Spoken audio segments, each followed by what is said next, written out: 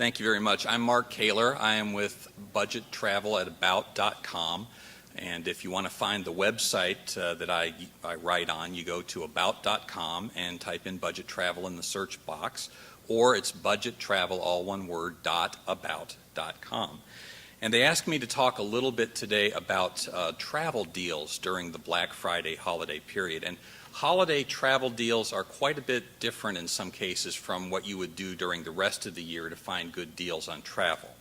So it is interesting to look at it from this context. And I think the first thing you have to look at when you're talking about deals is your itinerary and when you're going to buy, especially if you're looking at airfares.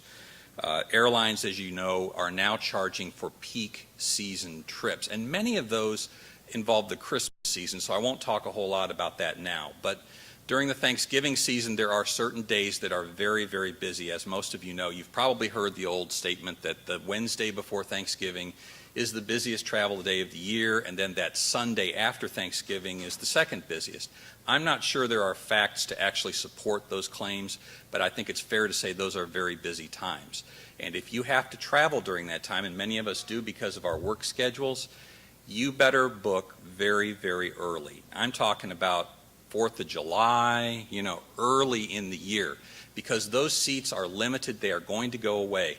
I think all of us, and myself included, love to dream about that last-minute bargain that we get, holding out a little bit longer to get that great airfare. Don't do that during the holidays. It's just probably not going to work out. You can't say it won't, but the chances are pretty good that it will not work out for you. So be careful with that. These seats are in high demand on airlines. If you find an airfare that you think is fairly reasonable, go ahead and book it. Don't wait. Number 2, shop multiple airports. This is important at any time of the year, but it's especially important at this time of year. If you're flying into Chicago, where we are today, for example, you have 2 different airports here. But even if you're flying into a city that only has one airport, one commercial airport, their chances are that within 80 to 100 miles there are other airports that serve that area. For example, if you live in the Cincinnati area, as I used to, there's Lexington, Louisville, Dayton, even Indianapolis and Columbus are not that far away. And many times, because Cincinnati is a hub for a major airline, many times I found that there were cheaper flights in those other cities. And if I were to drive 80 miles to Lexington, I might save $200 or $300 in some cases on a longer flight. Well, I don't know how much your time is worth, but $150 an hour, I'll make that drive. It's good, and especially this time of year, if you're traveling with family members and you have 2 or 3 people or 4 people in your party, my goodness, the savings can add up very quickly. So whatever you do, shop those multiple airports. Depending what part of the country you live in, if you live in the Northeast Corridor, for example, from Boston to Washington, D.C. area, it might actually be quicker to take the train in some cases, because those airports along the eastern seaboard are going to be crowded. You're going to spend time in security lines.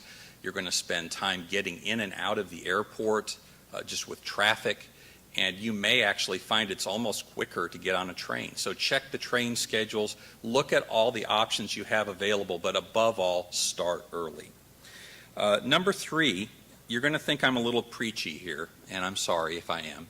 And I will disclose to you that I do have a lead foot and that I have gotten speeding tickets in the past. So I don't stand before you as this great, example of somebody who observes speed limits all the time. But I will tell you that at this time of year, it is crucial for you to pay attention, especially if you're like me and you have the lead foot. Please pay attention to your speed when you're driving. Police departments at this time of year have extra patrols out. The federal government, in many cases, will give local agencies extra money so that they can put people on overtime to work through the holidays. And I think that if you're an officer and you're working during the holidays, you're not with your family and you're out there, the chances of giving me a warning for going, it's not looking good, and I don't blame them. And there are cynical people who say, well, the police officers are just out there because they're trying to fill their quotas before the end of the year. But look, as a former TV reporter, I can tell you some of the most horrendous, tragic accidents on the roads occur at this time of year.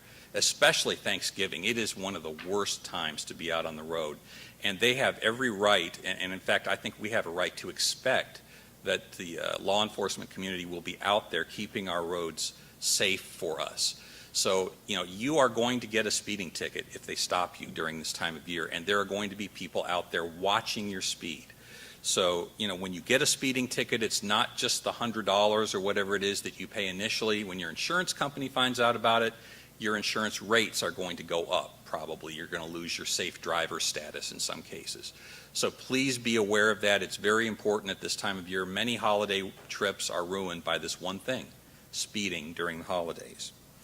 The fourth thing I want to talk about a little bit is the hotel situation where you're going to be staying. If you're not going to grandma's house, if you're going on a shopping trip for Black Friday, look at the hotels that you're going to be visiting, because as I mentioned a moment ago, it's a supply and demand thing. It works against you when you're talking about airfares because they have more people wanting the seats and the airlines are kind of in control. This is it can be kind of a reverse situation with hotels because, for example, if you're at a downtown hotel that caters mostly to people who are on expense accounts, those business travelers are not going to be around during this holiday weekend. And so they're going to have some empty rooms and they're going to want to fill those rooms. Many of them will make deals with local merchants. They'll say, come shop, let's say if it's in Chicago here, come shop on Michigan Avenue. We will give you a 30% off coupon to go to this store and we'll serve you breakfast and you'll pay this amount.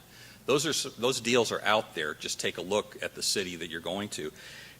You can get through Priceline and Hotwire sometimes some very, very good prices on those kind of hotels because they have to fill those rooms. They're willing to take a little bit of money as opposed to having those rooms sit vacant and not get any money at all.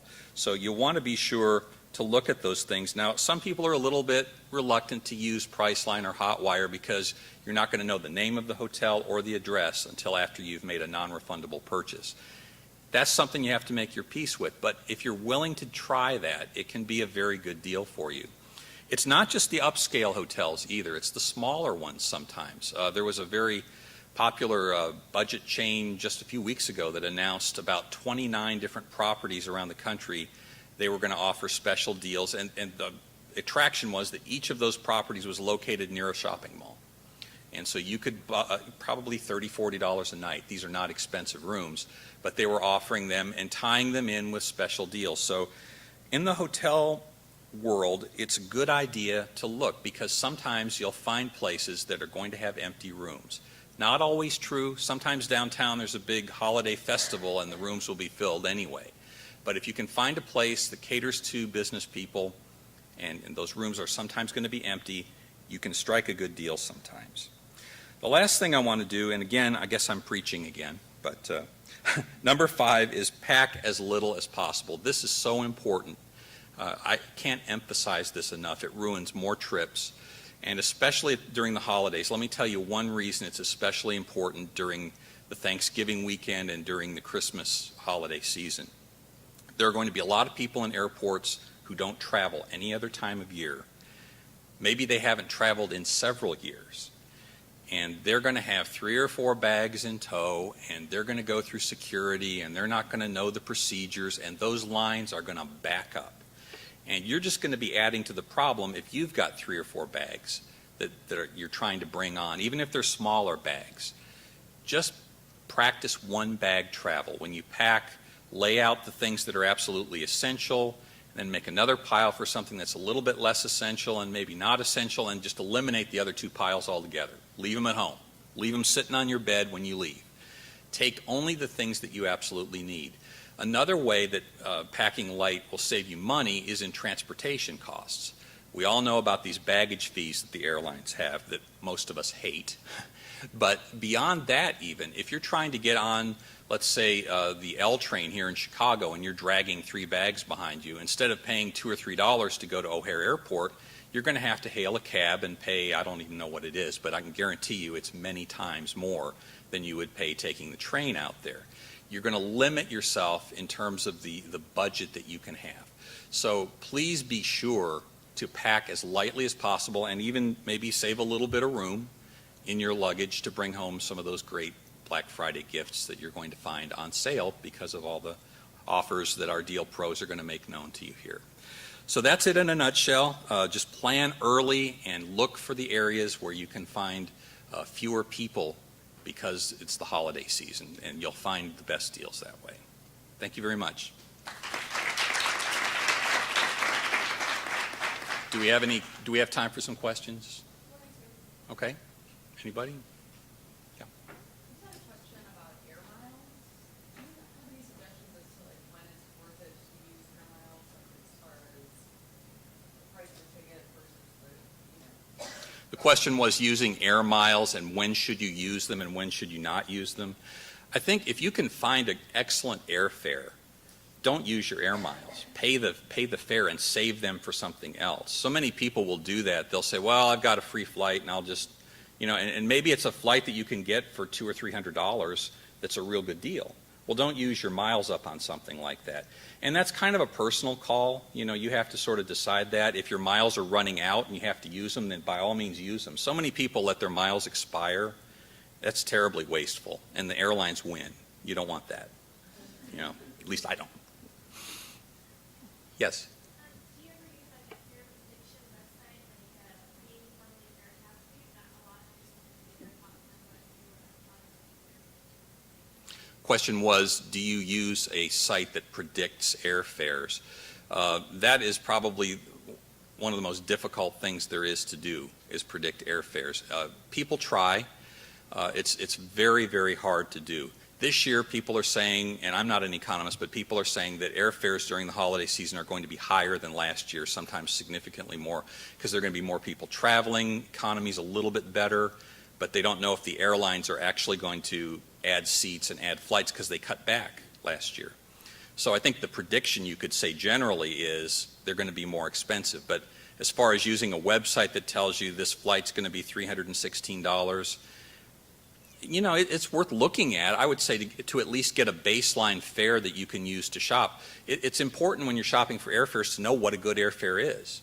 And I don't say that to be insulting at all, because from week to week and place to place, that number changes. What was a good airfare last month might not be now.